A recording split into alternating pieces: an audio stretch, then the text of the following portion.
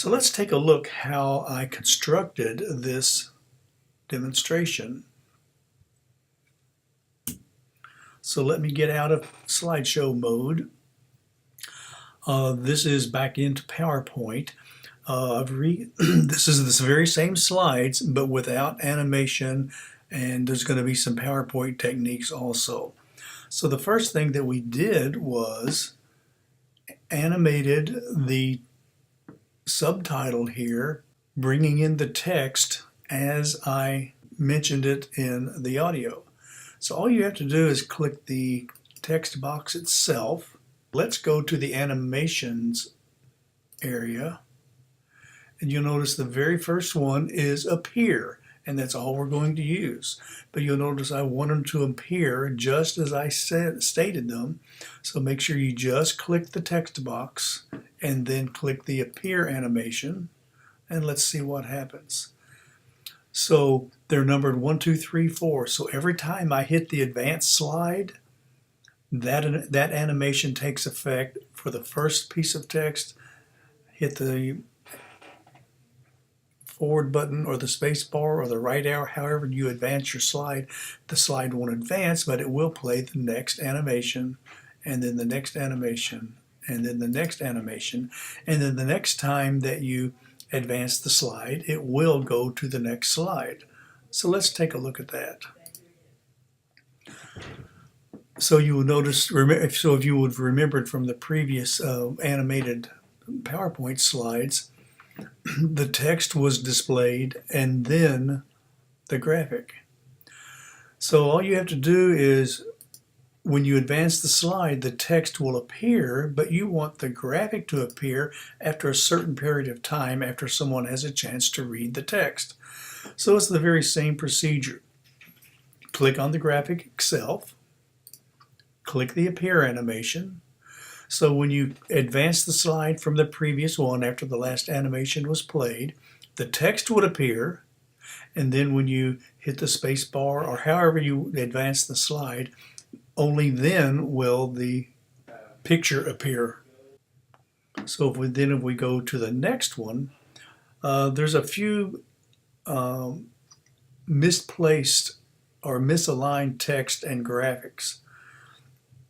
So you'll notice the text box and the graphics box weren't lined up exactly like the text box was from the first slide. It's important to have your eye not have to move around on the display. So to keep all of the text and graphics aligned from slide to slide, what you have to do is go to the previous slide. In this case, let's click the graphic. Hold your right mouse button down, bring up the size and position, or if you're Windows, you could do a control click. And you want to write this information down. The height and width want to be the same, so that's 3.8 and 5.7. So let's go to the next slide. Let's make sure it is. Oh, it's 3.93, so we want 3.8, 5.7. Hit the tab. Now they are exactly the same size. But let's look at the position. In the previous slide, you wanted it 6.4 inches and 2.3 inches. So let's go to the next slide.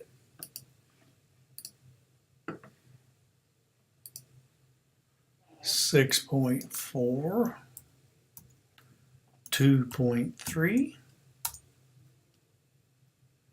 So now the pictures are in the same size, and the same location.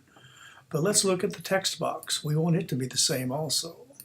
So now we click the text box, click the position, and it is at 2 inches and 3.2 inches. So let's go to the next slide.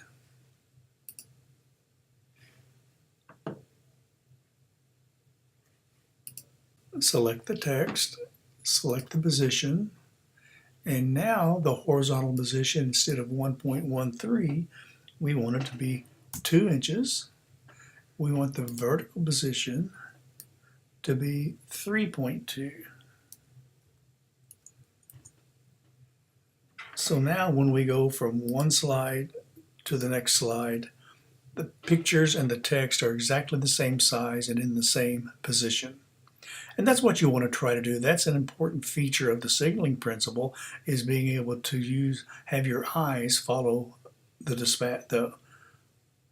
and that's an important feature of the signaling principle, to not have your eyes move around the screen too much. You want them to get used to looking at certain elements at the certain positions.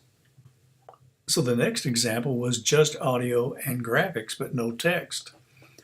So this was simply a matter of placing the graphic on the display, using the appear animation to appear after the audio explanation occurred. In other words, I stated what was going to happen. Here's a picture of me when I get to work. And then the appear animation brought in the actual graphic. And then in the next graphic, the same thing happened. My audio explanation was, here's what I look like after grading assignments. And then the appear animation brought in the graphic. So as you can see with this demonstration, we have used the multimedia principle that text and graphics is better than text alone.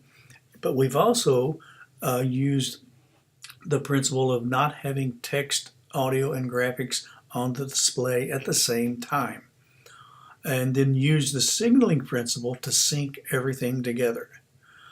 So using these PowerPoint techniques and multimedia principles is an important step in your learning. So this is an important concept to remember. You need to really understand these techniques in order to take advantage of that dual coding we've talked about and the cognitive principle, where we take in sight and sound at the same time. So you'll be using this in your future presentations.